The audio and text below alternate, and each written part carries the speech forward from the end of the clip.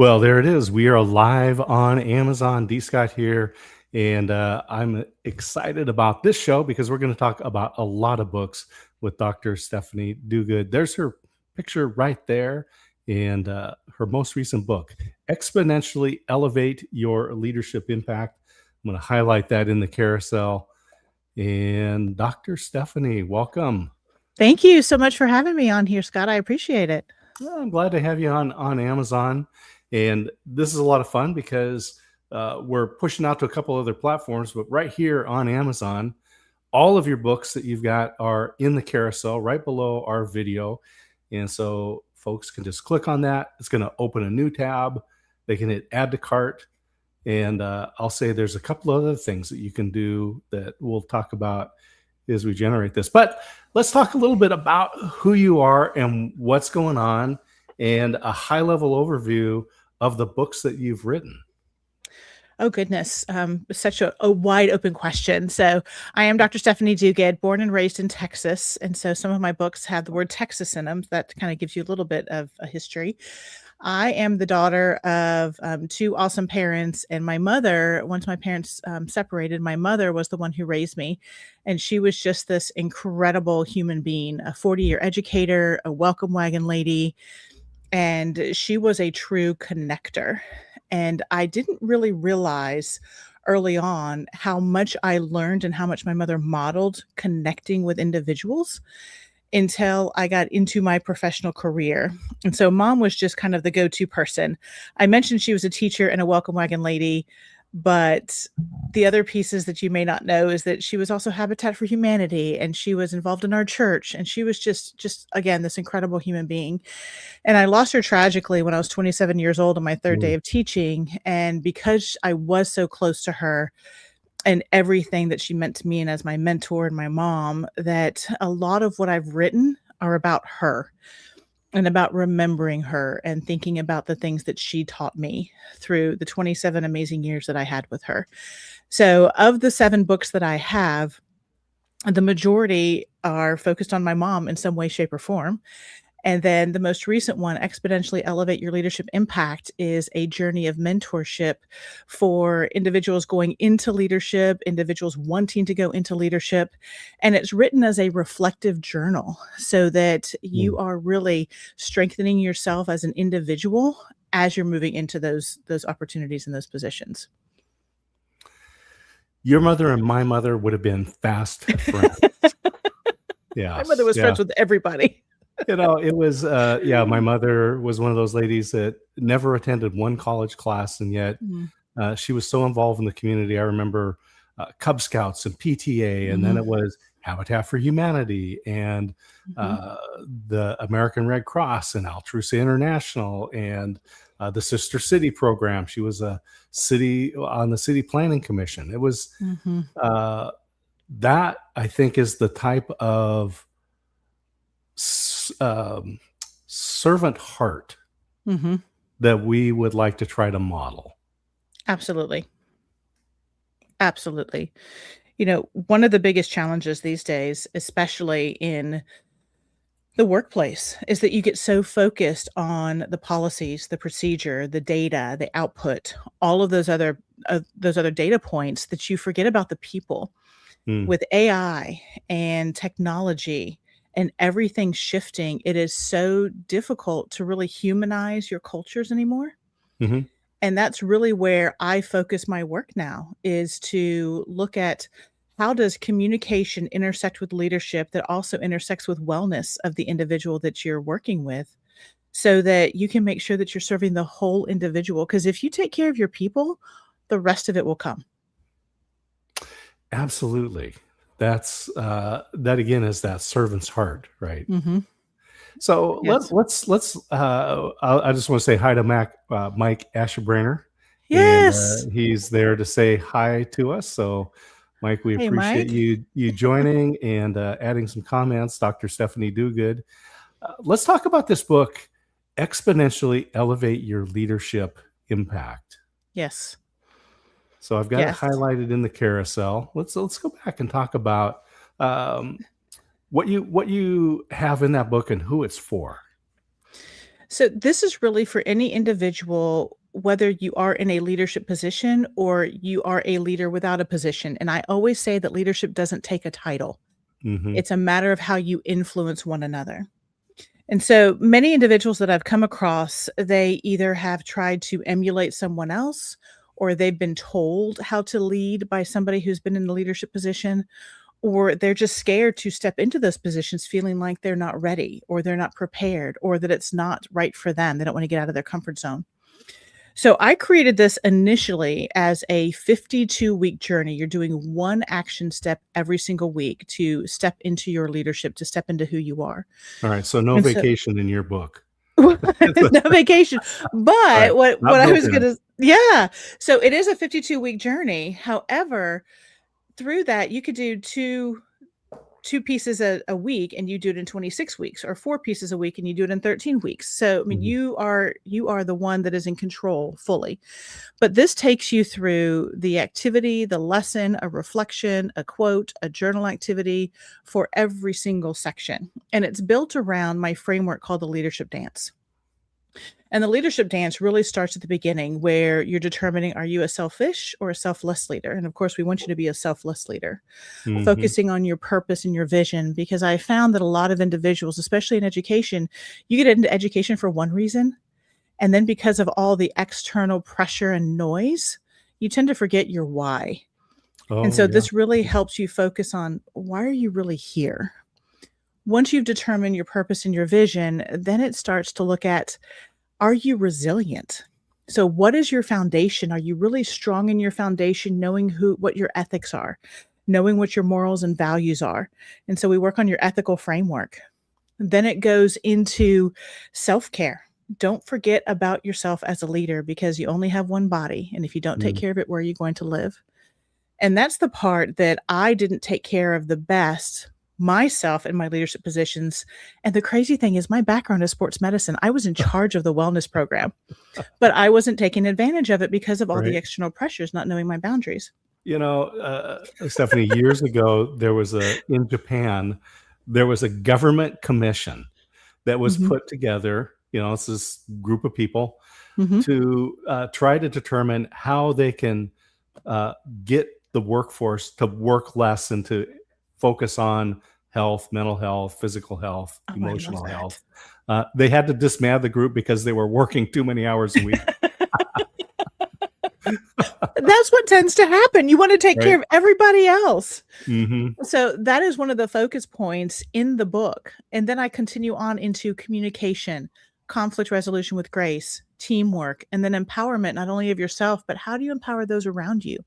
Because Yeah. if you step on people on the way up, you're not doing any good for the organization, for those around you.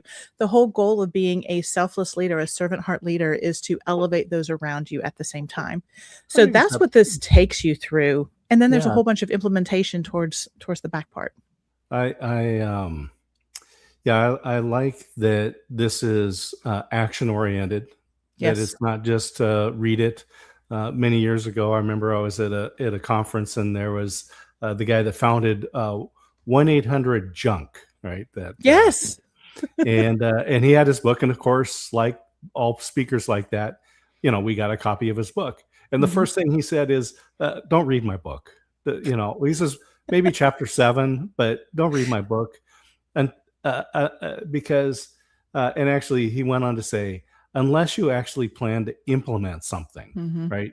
Because everyone's got a shelf full of books that they haven't, they bought or were Mhm. given, haven't read, and those that they read, they haven't implemented Right. what was in the book. And so you actually give people something to do within Yes. the framework of the book.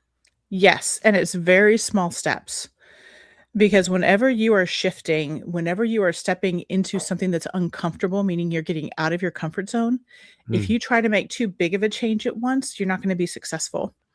So, throughout, I might say take one new step towards supporting somebody in your workplace, or what is one new piece that you are going to add to your vision, or what is one thing and you're going to Hmm. go in this direction. So I really want them to focus on what works for them. I'm not telling them what to do. I'm not giving them any huge theories because there are so many theories out there.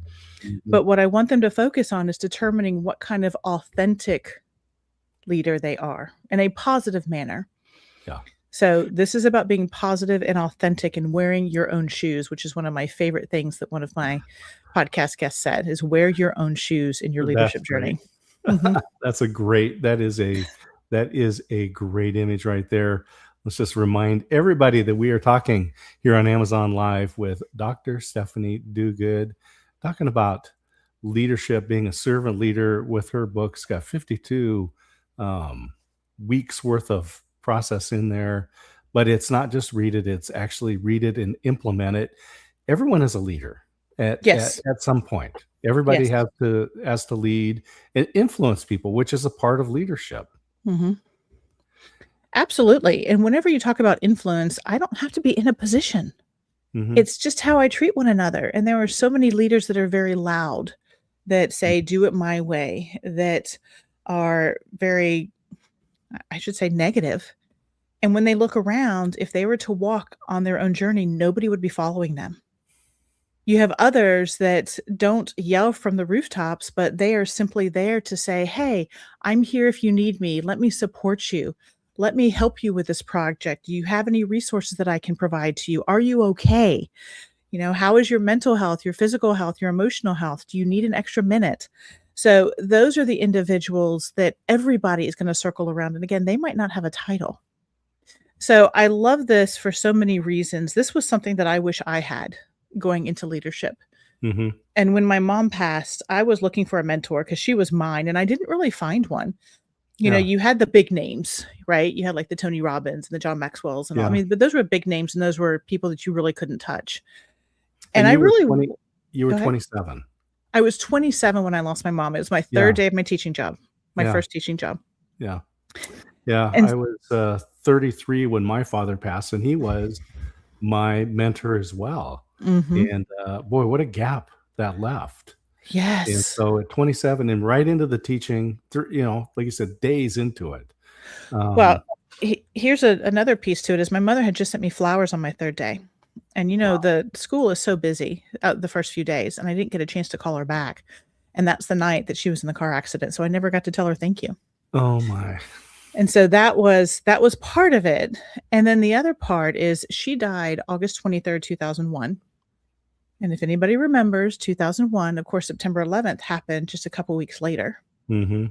And so I was mourning the loss of my mom, and I was teaching at a school in Arizona where the majority of the students, their parents were in the military. They were Oh. in the Air Force. Mhm. And so as soon as 9/11 happened, their parents were getting deployed. So I was grieving the loss of my mom and supporting these students in the classroom and all of these other things that were going on in that educational space. Yeah. And then I realized that, you know, my mom, she was just this incredible person, and I had a hard time asking why was she taken? And then, of course, in my mind, I always try to find the positive in every situation, no matter how bad. And I realized, you know what? My mom was the welcome wagon lady. And so she needs to be the welcome wagon lady in heaven for all those people who died during 9/11. And so that's the way that I dealt with my grief. It didn't make it go away, but Right. it helped me realize that mom needed to be there for a higher purpose. And so she's in heaven with her big Texas hair. She's a big Texas woman, big Texas hair, lots of makeup, long nails, high heels, just welcoming and greeting people into the pearly gate. So Well, when we moved to Texas, I was sure that it's a requirement when you get your yeah, driver's license to say, when someone moves to Texas, you say, "Well, welcome to Texas." And that's sure, right. I'm sure your mama is up there saying, "Well, welcome to heaven." And she probably has her necklace of bells on, which she always wore. So yes. This is Dr. Stephanie Duguid in her books. We've got a number of books that we're going to roll through here and talk about. We've been talking about leadership and the influence that her mother had on her. And if you click on the book right below us in the carousel, I've got highlighted exponentially elevate your leadership. If you click on that, it's going to open up a new tab. And I bet that so many of you out there that are listening know people who have entered leadership or are going to. Mhm. We're getting to the end of the school year here, and a Mhm. lot of students are thinking about jobs and things like that. There's a lot of great books to give them out there. Here's one that you can give. So click the book. It's going to open a tab. Hit add to cart, and then put the address of that student or that emerging leader and send it to them. And Mhm. in a couple of days, it's just going to show up right in their mailbox. You get to be the hero, and help them with all of this practical advice that Dr. Stephanie is giving today. Well, and I love so much that you're encouraging folks to share it with students, because that is one of my loves, being in education for 30 years, the last 15 years in higher ed, locally here in Mississippi, that I have always had a place in my heart for student leaders. Because a Mm, lot of times they get in, some get in for the right reasons, some get in for the wrong reasons. But if you share exactly what leadership's about when they're young and they're eager and they're motivated and they're inspired, those students are going to move mountains along the way, and they're going to do it mm, the right way if they have the right tools. yeah. So this is available for any individual. It doesn't have to be in education either. There might be some words throughout the book that are focused on education, but this is something that is applicable to any field of study or any organization out there. And I would like to say that I've also put together um, some packages, if you will, if individuals are looking for them, if they want to use this as a study guide for a leadership development group on site at their organization. So there are ways that if somebody wants to get a hold of me, that you can access a facilitation guide and discussion questions and Okay. even a playlist for leadership, depending on what mood you're in. So there's a huge package that is an opportunity for individuals if they're wanting to use this as a professional development tool within their organization or company.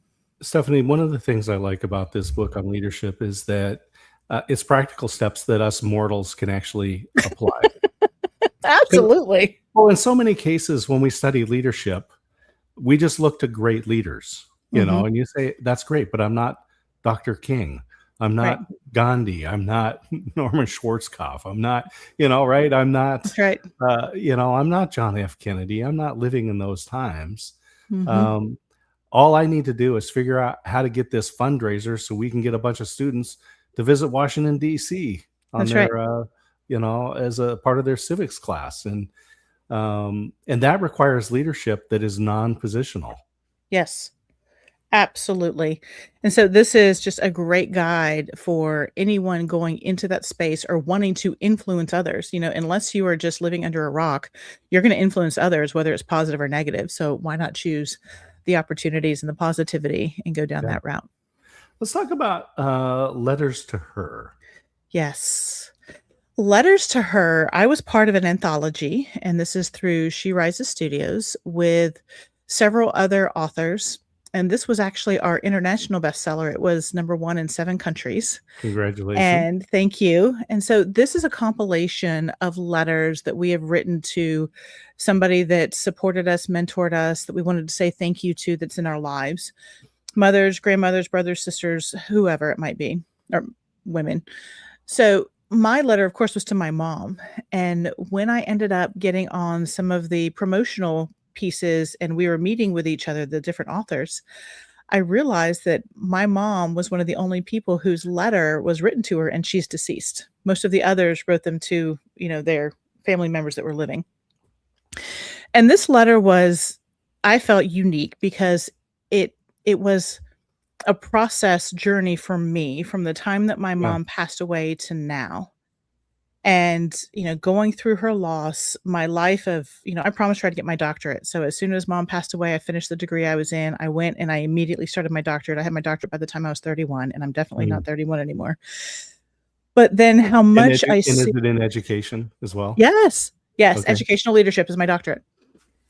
And then how she influenced and how she has been a part of my children, although she's never met them. I see so much of her in them. Hmm. And so I talk about that in the letter, just, how I think about her every day and how, I have a picture of her over on the side of my desk, and just her influence. She was one that would know the names of all of her students. And she was a high school teacher, government economics and leadership at Dulles High School in Texas, Sugar Land, Texas. And she would have over 200 students every single year that graduated, and she knew every single one of their names. She knew their families. She knew what was going on with them. And when we would travel, we'd run into some of those students. We were in DC, and somebody came running down the stairs in Union Station and said, Miss Rector, Miss Rector. And my mother turned around and called her by name. Wow. Now, she hadn't been in her class for 20 years, but my mother knew exactly who she was. That's the type of person she is. Yeah. You know, I just think it must have been therapeutic for you to write that letter. It was, and what it did is it, so much of my work has been supporting what she started. Again, that communication, that support, that the energy, the positivity, the leadership. A lot of my work has been specifically in that space. But then when I realized how she touched, the rest of my life, my kids. Again, my kids have never met her, but my youngest is just like her with his empathy and some of his terminology and some of his facial expressions. It is really almost scary, but I know that she's a big part of who he is. In fact, my youngest had a health scare just after he was born. He stopped breathing at home, and we had to take him to the ICU. So he was born August 16th, the year that he was born. And we took him to the ICU. So this was 6 days after he was born. He was in the ICU that night. He was taken up to a different floor, spinal tap, intubated, all those other things. And they said, we don't know if he's going to survive. And my husband and I were in the waiting room, and I looked at the clock. And if you kind of do the math, it was past midnight. My mom died at 12:26 a.m. on August 23rd. And the moment I looked at that clock in the ICU, it was 12:26 a.m. on August 23rd. And I said, Mom, he's in your hands. So I honestly think my mother has something to do with my youngest being here today, and that's why he's so much like her. And that's in the letter too. So we've got that book highlighted in the carousel, and international bestseller book right there. And so we are talking with Dr. Stephanie Duguid and her books, Leadership and this letter, compilation, international bestseller. You also did this 2-part series, Texas Angel, parts 1 and 2. I'm going to highlight that in the carousel. Yes. So when I started writing, and I don't remember exactly what the event was that happened, but there was something that occurred. And I think it was when I started writing the recipes book, because there's a story with that. But when I started writing and thinking, it led to more writing and thinking. So that's where those 2 books came out, Texas Angel Part 1 and Texas Angel Part 2. Texas Angel is my mom. So Part 1 and 2 are just thoughts that I had come across, the life lessons that I learned from her. And if you ever read those books, there's so many pictures of my family in there, of my mom. And again, the big Texas hair, the big smile, you just can't help but smile and be happy whenever you're around her. She really did light up a room when she came in. And so that is from, it's about loss and love. And so it's about losing her and how I kind of shaped my journey moving forward after her loss. And then Texas Angel Part 2 is now what are my next steps? And so that was really about my empowering lessons. Now we had the basis of the love and loss, and I'm finally in my own skin, if you will, moving forward. Now, what are some really great foundational things that Mom taught me that I could share with others? And so these are quick reads, but it's more of a therapeutic book that I shared for me. Yeah. So I call it a personal story or a passion project, if you will. Well, the interesting thing is, and as you said, you were walking in your own shoes, so that's good. You did share that. So, trauma, right? I mean, that was traumatic. You went through trauma. 9/11 happens right after that. You're helping students deal with that as well on your personal level, and then everybody has trauma.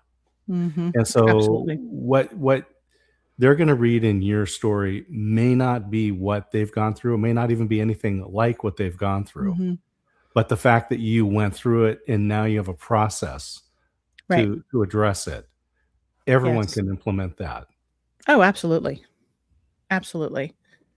And so, these just were my passion projects for Mom. It's just my way of sharing a little bit about her.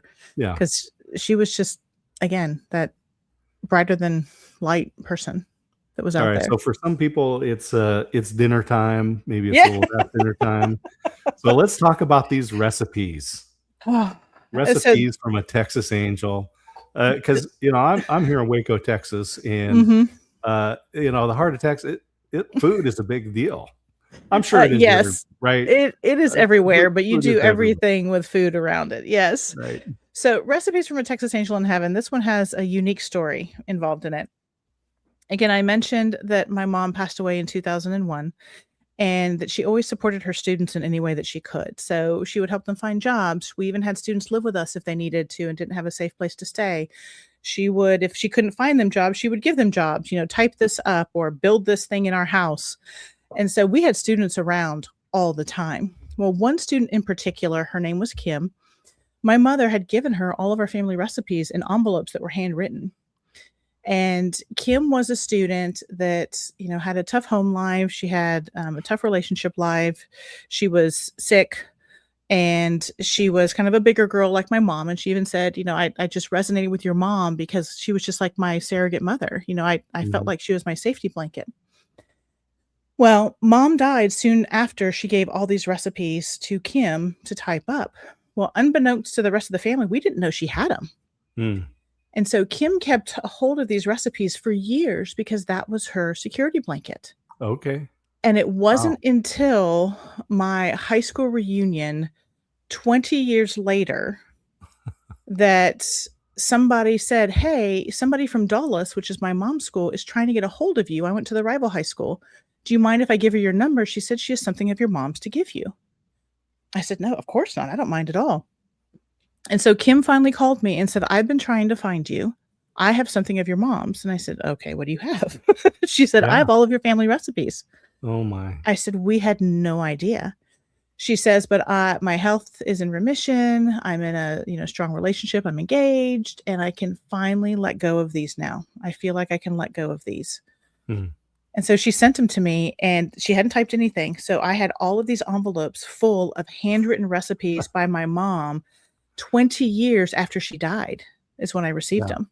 Yeah. So that's what this is a compilation of, it's about 800 recipes Wow. of I know, of all these things, and there's a couple words you're not gonna find in there. My dad always says that. He goes, "You're not gonna find the word microwave in there because these are older recipes." Okay. And these are recipes from family, from friends. My mother was born in the Maryland area. My dad was born in Idaho. My mother lived in Chicago and Louisiana and Texas and everywhere in between. And my dad lived in Italy for a while when he was a kid and Mhm. had family, in Colorado is where his parents ended up. So these aren't like a little close knit family that we had in one spot in Texas. I mean, these are recipes from all over that Mhm. are a part of this book. There aren't many pictures. Yeah. And the really funny part about this is I don't cook. And my mom didn't cook either, which is why she had all the recipes. She was a horrible cook because she tried them, but she wasn't very good at them. But my dad says, "Oh my gosh, I remember Aunt Ione who did this. I remember my grandmother's fudge recipe. I remember," and all of those recipes are in there. So if you are somebody that enjoys the kitchen, that is someone that can put together recipes, this is a book for you. I've had several friends that have taken it or that have purchased it, and they say, "Oh my gosh, so many recipes that one they've never heard of." Yeah. But they are those old style comfort foods, and some of them are very creative. But I was just gonna say comfort, and not necessarily for food, right. because obviously this book, it wasn't a book, it was a compilation of pieces of Yep. paper in envelopes, was Yes. deep comfort, provided deep Mhm. comfort for 20 years. Yes. And then it finally came back into your hands, and you had the wherewithal to publish this. Mhm. And so, is the story included in the book? Yes. Yes, the story is included in the front of the book, and it was crazy because I actually had a dream that I had to write this book. Mhm. So I had all these recipes. I said, "What am I gonna do with this?" So you just dreamed Because it up. I did. I dreamed that I had to write a book, and so at that I time, I love it. had, a friend of mine that said, "I love reading recipes." She goes, "That's Mhm. my hobby is I read recipes." Sure. She goes, "If you don't mind, as I read, I can just type them up and then I'll send them to you, and then I organized and, put everything together and did Yeah. all those things. And it's several hundred pages. I mean, it's like 300 pages in there, or Yeah. 200 pages of just recipes, and it's 2 columns, and there's just recipe after recipe. They Well, are divided in categories, but I'm going to tell this again to people. It's not just about the food. It's not about the recipe. We can get lots of recipes. We can just yes. search online and get that Mhm. recipe, which I've done in the grocery store when I think I need to. I want to make Yes. something, and I don't even remember what the ingredients are, so I'm looking it up so I can make sure they're in the cart, right? That's Um, right. but I think there's more to this book than being a cookbook. I Yes. think this is an opportunity for people again to give a gift.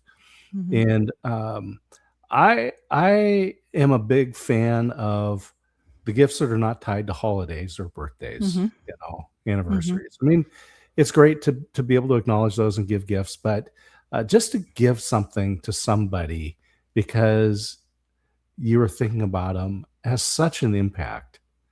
Yes. And this is the kind of book that I can see being that gift where you just go, I know you're not even a food person, Mhm. but the story of this book, where this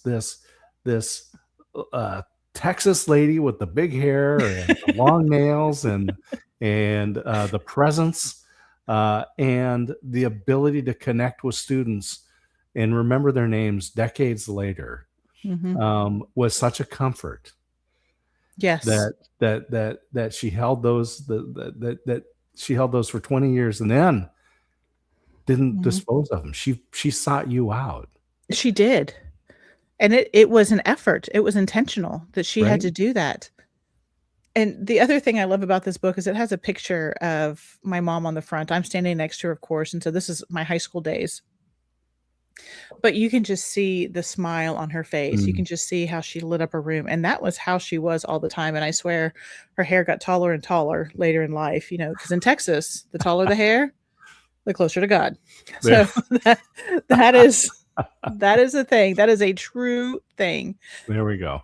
But yes, there are so many that this is a comfort opportunity. Any family gathering, any gathering of any type, whether it's your family that you were born into or the family that you chose, either way, then it is a great place to celebrate this book. Well, just to equalize it out, us guys wear hats, so, Yes. right? The That's taller the right. cowboy hat, the closer to God, Yes. Yes. make it up. Dr. Stephanie Duguid is here on Amazon Live. We're just having a fun conversation, talking about the books, talking about the influence that her mother had on her, and how that influence has resonated for decades in lives of so many people, and now immortalized and Mhm. put into legacy. Stephanie, you've made this into a legacy. I want to talk about Dream to Rise. We've got that Mm. highlighted in the carousel. So that was another anthology. That was one of the first books that I put out, the first sections of books, if you Mhm. will. And so this was the story of how I overcame my mom's loss. So I have a framework. It was decide, discover, defy. And whenever you are in a position that you're not quite sure what direction to go, when I lost my mom, I could have let that be the focus of my world and gone into a really dark place. Or I could have made it an opportunity to celebrate her life and continue her legacy. And so that's where the decide piece comes. So this is a story, 5 pages or so in this book, but it's my story, my brief story of how I decided to overcome the pain of her loss and see it as an opportunity to celebrate her. I discovered how strong I was through all of this. And then I defied the odds by finding a way to celebrate her and Mm. continue her legacy as we move forward. So, Dream to Rise again is another anthology. This too was an international bestseller in 2 or 3 countries. And so this is one that has a lot of stories about how people went through some challenging times, whether it was trauma or loss or what have you, Yeah. and how they rose to be where they are today. Mhm. Uh, these anthologies Mhm. are really good, and I'll just put out there for folks, if you're interested in this, there's one coming up that I would recommend that you consider. So reach out to me. You can find me, D. Scott Smith, anywhere you look. You'll find me there, even though it's a common name, not like Duguid. Um, Yes. you know, Duguid you spelled Duguid. So, That's yes. right. Yeah. So you're easy to find. I'm easy to find too. Let me know, because I think that this is a great way if you want to get published, but Mhm. publishing an entire book seems overwhelming. This is a great start. Mhm. And then I'm just going to put the slide back up here so we can show people again. Mhm. Exponentially elevate your leadership impact. I'm going to come back to this book. I'm going to Yes. highlight here in the carousel. This is something that is applicable for everyone, because all of us have leadership roles in some point. Mhm. And whether you have an official title or you just need to get something done, and you Yes. need to organize the neighborhood into doing something, it takes leadership. And in fact, many years ago, I remember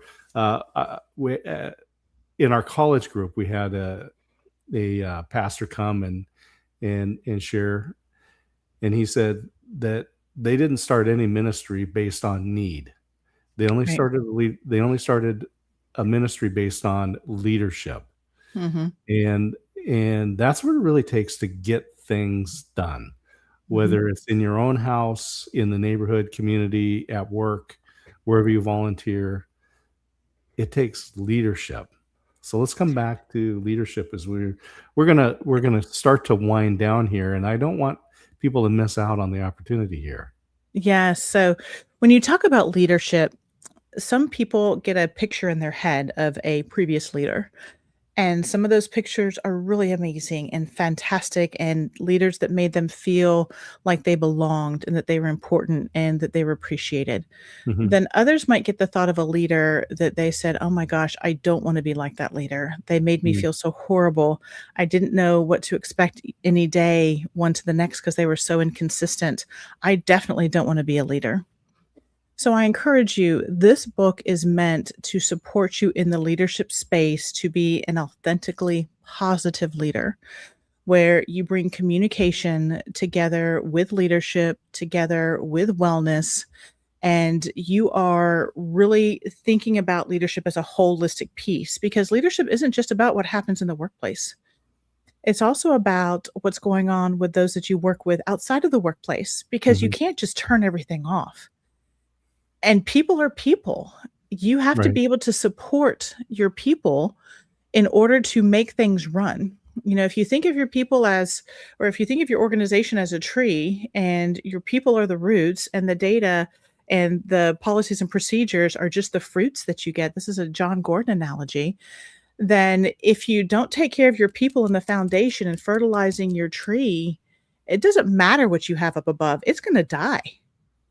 So instead of focusing on the data, the output, the policies, the procedures, focus on your people. Mhm. And when you really can humanize the leadership space, then amazing things can happen. It's really comes down a lot to me. It came down to trust. I spent most Mhm. of my career in people management. Yes. And when I trust the people that were working for me, Mhm. everything came out better. If I was, micromanaging is the term, but Mhm. what I found that to be is really lack of trust, right? Yes. And if I put my trust in them and gave them a task, it came out better than if I had directed it, because then it Yes. would have been just me doing it through their hands. Right. But people And are that's inventive. exactly correct. Yes. So it takes a lot to gain trust. It takes one act to Mm, lose trust. yeah. And throughout this book, it really shows you, how can you empower your teams? How can you provide enough structure and enough support that they go, "Hey, I can do amazing things with what you've provided to me. There might be checkpoints along the way, but I'm not going to micromanage you. Mhm, I just need to know, do you have questions? But I want to give you that autonomy." And whenever you do that, they feel safe, they feel secure, they feel important, and they're going to thrive and become more creative. And the bottom line of it, especially in organizations, is they stay. So when you have a low turnover rate, Mhm. that speaks volumes. If you have a Yeah. high turnover rate, there's something going on with that culture, and that Yeah, usually starts with absolutely. the leader. Absolutely, it was a prominent, drug store in the Yes. community, and, we don't need to name them because it doesn't matter.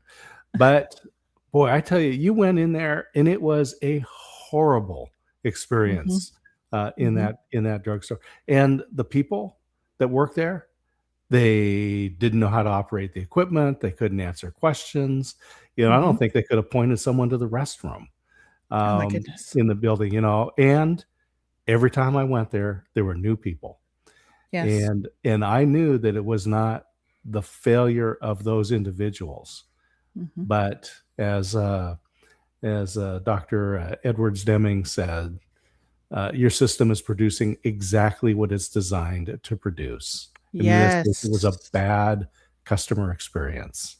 Oh my goodness. I love that analogy because that is so true, because you can feel it. You can feel the culture when you walk in. Mhm. If you feel welcome, that's one thing. If you feel, I use the term icky and Yeah. unwelcomed, then you know that it's time to turn around. I worked with a lady, and she worked for a mobile phone company, and she was kind of a fixer. She would Mhm. go from branch to branch, and selling mobile phones, in a retail store, it's not the most glamorous job, right? Yeah. It's kind of the job that people take when they couldn't find something else Right. in many cases. And I spent some time talking with her about her process and the culture that she implemented.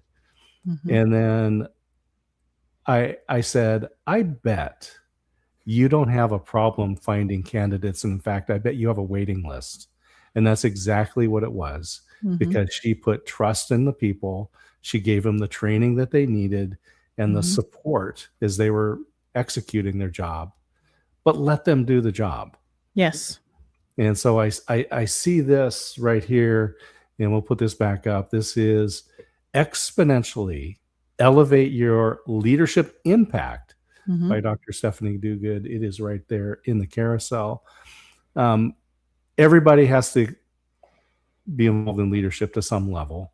Mhm. Most of us are going to know somebody that's in leadership or entering leadership, wants to be a leader, wants to be a manager, a supervisor. But I will go back to students again, because uh, they have to influence hiring managers. They're Mhm. looking for scholarships, they're looking for internships, they're looking for that first great job coming up right out of school, and Mhm. graduation is coming up. Yes. People can click Absolutely. the book, add to cart, put in that student's name and address, be the hero. Well, and one of the things, I have 2 teenage boys, a 16-year-old and a 17-year-old. And so whenever you ask them to speak to somebody, they go, "Oh, I'll just text them. I'll just Mm, message them, or mm, I'll send them a DM." So, for those that are wanting to go into a leadership space or wanting to go in a place where you're working with other humans, you have to learn how to communicate. And so mhm. this is the first step of learning how to communicate outside of the digital space, because people are people. You can learn your communication personality as you go through this book. You can figure out how you're speaking to others, how they're speaking to you, and learning Mhm. how to bridge that gap along the way. And so this is such, in my opinion, such a great resource for those that you think you know, but until you've been in it for 30 years, there's a Mhm. few extra pieces that I can share with you along the way to help your journey go a little bit smoother than mine did. There's so much changes in technology. AI, of course, is the big Mhm, thing right now. I mhm, remember when it was Web 3 and mhm, Web 2.0, and all these different changes. Yeah, technology around us is always changing, mhm, but there is a baseline that does not change, and that is mhm. the human component. That's right. And that's what also you have here in the book. You have a way to deal with that with 52 processes. It can take it a full year. You can double up, Mm, do it in half that time or a third of the time, whatever you're comfortable with. that's right. But this book right here has step-by-step processes that you can actually implement, things that you can Mhm. actually do, exponentially elevate your leadership impact. And Dr. Stephanie Duguid, it has been a pleasure to talk with you here on Amazon Live. As we wind down, I want you to talk about how businesses, organizations can implement this as a workshop, use it as a training guide, and how they would get a hold of you to do these types of things. Absolutely. So you can always reach me via email, Stephanie at drstephanieduguid.com. That is the best place to reach me. Of course, if you find me on any of the social channels, I'm there. But the one thing that I do want to share is as I'm doing this work, I am looking at organizations a little bit closer. So if you're wanting me to come in and do a leadership culture assessment, I'm happy to do so. If you are looking to have some professional development opportunities or for me to work with your team, I would love to do that. If you have an event where there's a stage and you're not wanting a motivation, cheer and rah, but you're really wanting some inspiration while looking inward at yourself and your organization. I do a lot of storytelling. I do a lot of engagement, a lot of movement whenever I'm on stage, and I love supporting other individuals. I'm here to serve. And so if my message is something that resonates with you or your organization, I encourage you to reach out to me. All right. So, all those training managers out there, click the book. It's going to open a new tab and hit add to cart, read the book, implement some of these tasks, and then hire Dr. Stephanie to come in and teach it for you so you don't have to do it. Yes, I love doing as, that. as we say, only do what only you can do. And Stephanie, thank you again for joining us here on Amazon Live today and sharing these personal stories with you and your mother, and all the impact that she has had, is having, and that you are now carrying on. Well, thank you so much for having me, Scott. It was a pleasure and a blessing. All right. And there we go. We will end the stream right here. Thank you to everybody for watching and those comments. We love doing this. And right now, we'll say goodbye. Have a fabulous day. Cheers.